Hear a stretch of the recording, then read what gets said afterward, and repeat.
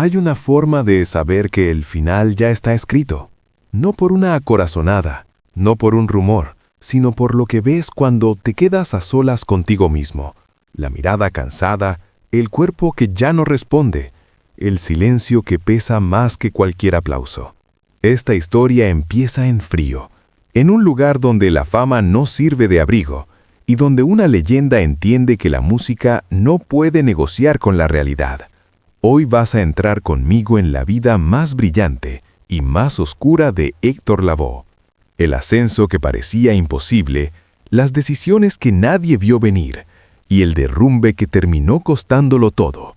Pero te advierto algo, quédate hasta el final, porque la última revelación te va a dejar impactado. Y antes de seguir, déjame tu like, suscríbete al canal, activa la campanita de notificaciones y escribe en los comentarios desde qué ciudad y qué país estás mirando ahora mismo, porque hoy no venimos a juzgar ni a idolatrar, venimos a entender cómo se apaga una voz que una vez hizo temblar estadios. Antes de los escenarios multitudinarios, antes de los trajes brillantes y las luces cegadoras de Nueva York, todo comienza en un rincón humilde del sur de Puerto Rico. 30 de septiembre de 1946, barrio Machuelo Abajo, en Ponce. Allí nace Héctor Juan Pérez Martínez, en una familia numerosa donde el dinero escasea pero la música nunca falta. Su padre, trabajador incansable, su madre, sostén silencioso de la casa. Un hogar apretado, paredes sencillas, calor caribeño y una cotidianidad marcada por la lucha. No hay privilegios, no hay promesas de fama. Hay disciplina, tradición y un sonido constante de guitarras, boleros y plenas flotando en el aire. Desde muy pequeño, Héctor no solo escucha, absorbe, observa cómo la música transforma el cansancio en celebración y el hambre en esperanza.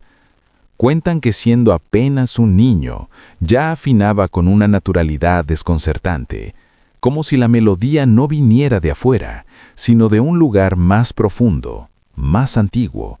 En la escuela destaca por su voz, en el barrio por su presencia tímida pero magnética cuando canta. No es un niño ruidoso, es un niño que siente, y cuando canta, ocurre algo extraño. Los adultos guardan silencio. Hay en su timbre una mezcla de dulzura y melancolía que no corresponde a su edad. Puerto Rico en los años 50 vive migraciones, cambios, sueños de progreso. Muchos miran hacia el norte buscando oportunidades. En ese contexto, la música se convierte en identidad, en resistencia cultural, en orgullo. Héctor crece entendiendo que su voz no es solo talento, es pasaporte. A los 14 años, ya canta con agrupaciones locales, empieza a imaginar escenarios más grandes que las calles polvorientas de Ponce. Pero cada sueño trae una pregunta silenciosa. ¿Qué precio tendrá cruzar ese horizonte? Porque el origen de una leyenda no se escribe con aplausos, se escribe con carencias, con decisiones difíciles y con la intuición todavía inocente de que el mundo es más grande que el barrio y también más peligroso. Con apenas 17 años, Héctor deja atrás el calor de Ponce y aterriza en una Nueva York que no se parece en nada a los sueños que imaginó. El Bronx no recibe con aplausos, recibe con frío, edificios desgastados, escaleras interminables y un idioma que se convierte en un muro invisible. Vive con familiares, comparte espacios reducidos y descubre que en esta ciudad nadie regala oportunidades. Aquí se sobrevive. Trabajos ocasionales, jornadas mal pagadas, la sensación constante de ser extranjero incluso entre los suyos. Pero hay algo que Nueva York también tiene. Una comunidad latina vibrante que late en clubes pequeños, sótanos húmedos y esquinas donde la música se convierte en refugio. En esos espacios, el joven puertorriqueño empieza a hacerse notar. No habla inglés con fluidez, pero cuando canta, no necesita traducción. Su voz corta el humo de los bares y obliga a voltear cabezas. Es cruda, callejera, pero cargada de una sensibilidad que desarma.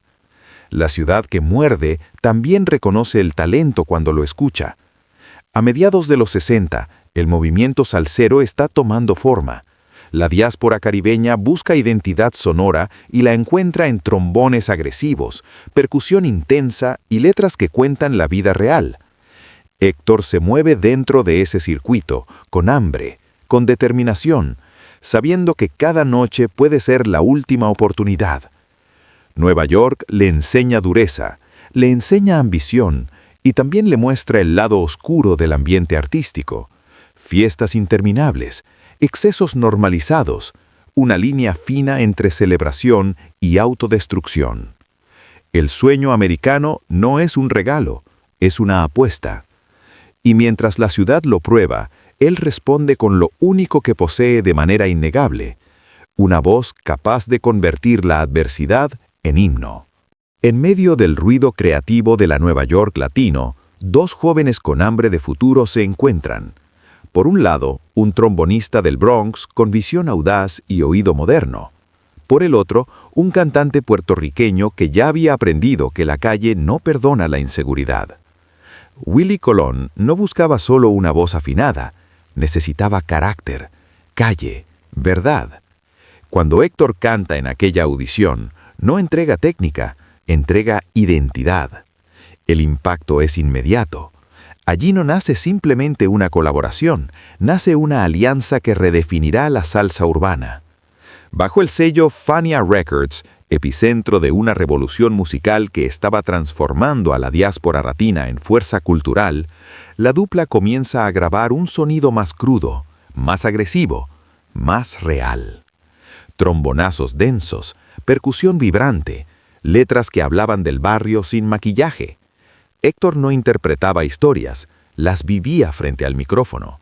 Su fraseo improvisado, su swing natural y esa mezcla de picardía y melancolía convirtieron cada grabación en experiencia colectiva. El público no solo escuchaba, se reconocía. Los discos se multiplican, los escenarios crecen, los conciertos se vuelven multitudinarios. La Fania All Stars consolida el fenómeno y el nombre de Héctor empieza a circular con reverencia. El cantante de los cantantes. En el Yankee Stadium y en el Madison Square Garden, la salsa deja de ser música de barrio para convertirse en declaración cultural. Y en medio de leyendas como Celia Cruz y Johnny Pacheco, Héctor no se diluye, brilla con luz propia. Pero mientras el fenómeno se expande, también aumenta la presión invisible. La fama acelera todo, los aplausos, las giras, las tentaciones. El ascenso es vertiginoso, casi perfecto. Y como toda explosión brillante, ilumina el cielo, pero también proyecta sombras cada vez más largas. Las luces se apagan. El rugido del estadio se convierte en eco distante. Y en el camerino, donde ya no hay aplausos ni cámaras, queda el silencio. Es ahí donde comienza el verdadero examen. A mediados de los años 70, Héctor Lavoe lo tiene todo. Contratos sólidos con Fania, giras internacionales, reconocimiento masivo. Una voz que define una generación. En el escenario es magnético, fuera de él vulnerable. La fama acelera el pulso, pero no cura las grietas internas. Cada noche es un ritual. Traje impecable, sonrisa precisa, improvisaciones que encienden al público. Y cada madrugada es otra escena. Habitaciones de hotel anónimas, conversaciones que se disuelven al amanecer, una sensación persistente de soledad que ningún aplauso logra disipar. En el ambiente artístico de la época, el exceso se normaliza. Celebración tras celebración, la línea entre euforia y dependencia se vuelve difusa. Primero parece impulso creativo, luego hábito social, después necesidad. El ritmo de las giras no da tregua, el cuerpo exige descanso, la mente exige silencio, pero la industria exige rendimiento constante. Héctor siente la presión de ser el cantante, incluso cuando no quiere serlo. La identidad pública empieza a devorar al hombre privado. Los retrasos a ensayos, los cambios de humor, la fragilidad física comienzan a notarse. Algunos lo atribuyen al cansancio, otros intuyen algo más profundo. En entrevistas, sonríe. En la intimidad, la tristeza se instala sin permiso. La fama promete plenitud, pero no negocia con los vacíos antiguos. Y cuanto más grande se vuelve el fenómeno, más íntimo se vuelve el abismo. El público sigue viendo al ídolo. Pocos perciben al ser humano que lucha por sostener el equilibrio entre la leyenda que todos celebran y el hombre que, lejos del escenario, empieza a sentirse cada vez más solo. 1987 marca un punto de quiebre que ya no tiene retorno. Hasta entonces la vida de Héctor había oscilado entre gloria y exceso, entre aplausos y sombras. Pero lo que ocurre ese año no pertenece al terreno del espectáculo ni de la industria musical, pertenece al territorio más doloroso de lo humano. Su hijo, Héctor Jr., de apenas 17 años, muere en un disparo accidental dentro del hogar familiar. En cuestión de segundos, el mundo que ya estaba fracturado se derrumba por completo. No hay escenario capaz de absorber esa noticia, no hay ovación que la silencie. La tragedia no solo golpea, divide la vida en un antes y un después irreversible. Para un hombre que ya luchaba con sus propios demonios, la culpa se convierte en una presencia constante, invasiva, imposible de apagar. Las miradas cambian, el entorno se vuelve más denso, el silencio más pesado. La pérdida de un hijo no admite metáforas, es una herida que no cicatriza, que late cada día con la misma intensidad. Héctor intenta sostenerse en lo único que conoce, la música, pero incluso cantar se transforma en un acto distinto. Las letras que antes eran dramatismo artístico, ahora adquieren una resonancia dolorosamente real. En cada presentación, el público ve al ídolo. Por dentro, él carga un peso que ningún aplauso puede equilibrar. La relación con su entorno se tensiona aún más, la estabilidad emocional se fragmenta y la sensación de descontrol crece.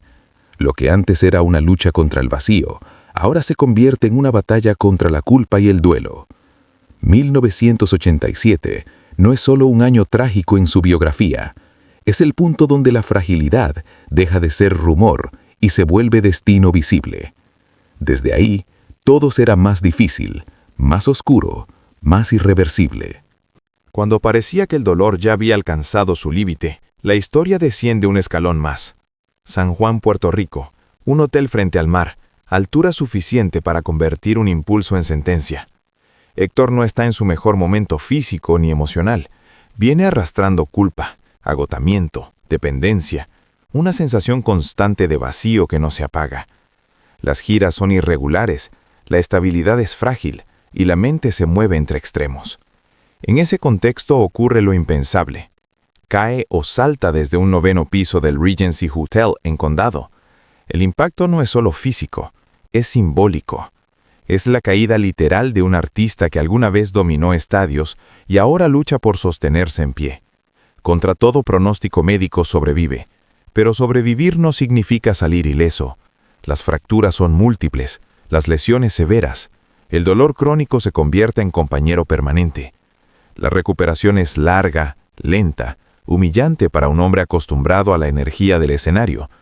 Y mientras el cuerpo intenta recomponerse, llega otra noticia devastadora. Diagnóstico de VIH en una época en que la enfermedad era prácticamente una sentencia sin tratamiento efectivo. La ironía es brutal. Intentó escapar del sufrimiento y termina enfrentando una batalla más prolongada y silenciosa. A partir de ese momento, la fragilidad deja de ser rumor y se vuelve visible. Cada paso requiere esfuerzo. Cada presentación futura será un desafío físico real. 1988 no es solo un accidente, es un punto de no retorno. La caída no termina en el asfalto, continúa en el tiempo, en la salud que se deteriora, en la conciencia de que el margen se ha reducido.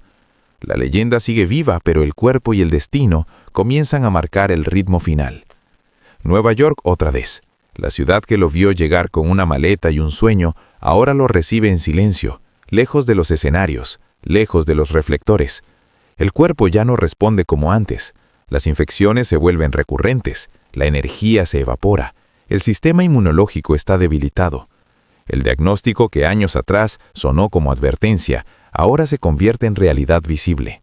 Las complicaciones asociadas al SIDA avanzan sin pausa. En un hospital de Manhattan, el hombre que alguna vez llenó estadios enfrenta una batalla íntima, sin música de fondo. No hay trombones, no hay coros multitudinarios, solo respiraciones pesadas y el sonido constante de monitores médicos. Tiene 46 años, demasiado joven para un final, demasiado cansado para seguir luchando. Algunos amigos cercanos lo visitan, otros prefieren conservar la imagen del artista vibrante que marcó sus vidas. La fama ya no importa, importa el ser humano, vulnerable, frágil, reducido a lo esencial. El 29 de junio de 1993, su corazón se detiene. No hay dramatismo escénico, no hay última ovación, solo un instante de quietud que marca el cierre definitivo de una vida intensa, compleja, brillante y dolorosa. La noticia recorre Puerto Rico, Nueva York y toda América Latina con rapidez. Para muchos, no muere solo un cantante, muere una voz que les dio identidad, orgullo, memoria colectiva. Y sin embargo, algo permanece intacto, porque aunque el cuerpo se apaga, las grabaciones siguen girando, las canciones siguen sonando en fiestas, radios y calles. Nueva York fue el escenario de su ascenso y también de su despedida. Y en esa misma ciudad donde conoció la gloria y el abismo, se cierra el círculo de una historia que jamás fue simple, pero que se volvió eterna en cada nota que dejó grabada. La historia termina, pero el eco no. Porque cuando una voz logra atravesar generaciones, ya no pertenece solo a quien la cantó, pertenece a quienes la necesitan. Héctor Lavoe no fue un personaje perfecto, no fue un héroe sin fisuras, no fue una biografía cómoda, fue talento desbordado, fue fragilidad expuesta, fue intensidad sin freno. Vivió rápido, sintió profundo y pagó caro. Pero hay algo que ni el dolor, ni los errores, ni la enfermedad pudieron borrar. Esa forma única de decir una frase, de improvisar un coro, de convertir la calle en poesía cruda. Cada vez que suena su música, el tiempo se suspende por unos segundos. No recordamos la caída primero, recordamos la voz. Y tal vez ahí está la paradoja más humana de todas. El hombre fue vulnerable, pero el arte fue invencible. No se trata de justificar su historia, ni de romantizar su tragedia. Se trata de mirarla de frente y entender que detrás del mito hubo un ser humano que amó, que sufrió, que se equivocó y que dejó algo irrepetible. Algunos viven muchos años sin dejar huella. Otros, en menos tiempo, escriben una marca imposible de borrar. Héctor fue de esos. Y mientras en algún lugar del mundo alguien suba el volumen y cante con los ojos cerrados, la despedida nunca será completa, porque el cantante se fue, pero la voz todavía vive. Si esta historia te movió por dentro, no te vayas en silencio. Déjanos tu like para que más personas puedan conocer la verdad detrás de la leyenda. Suscríbete ahora mismo al canal y activa la campanita de notificaciones, porque aquí no contamos historias superficiales, revelamos lo que casi nadie se atreve a decir. Y quiero leerte. Escribe en los comentarios desde qué ciudad y qué país estás viendo este video. Tu mensaje puede aparecer en el próximo episodio. Y te advierto algo, lo que estamos preparando sobre la próxima gran figura de la música latina va a sorprender a muchos. Aquí no celebramos caídas, entendemos el precio de la gloria. Nos vemos en el próximo video.